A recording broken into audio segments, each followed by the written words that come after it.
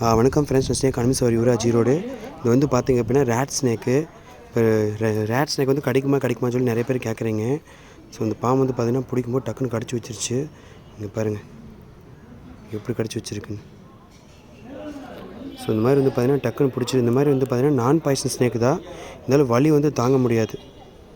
So வந்து பல் எப்படி பட்டிருக்கு பாருங்கள்.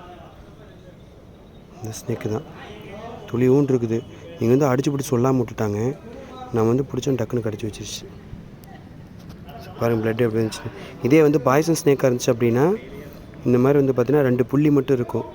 அந்த இடத்துல வந்து ப்ளட்டு வெளியே வந்திருக்கும். இந்த மாதிரி கோடு மாதிரி வந்து ப்ளட் வந்துருச்சு அப்படின்னா இது வந்து பார்த்திங்க அப்படின்னா நான் பாய்சன் ஸ்னேக்கு. ஆனால் வலி தான் அதிகமாக இருக்கும். ஸோ பாருங்கள், என்னோடய கை கடிச்சு உங்களுக்கு டெமோவாக காமிச்சிருக்கேன். அதனால் பாம்பு பிடிக்கும்போது பார்த்து கேர்ஃபுல்லாக பிடிங்க. ஓகேங்களா?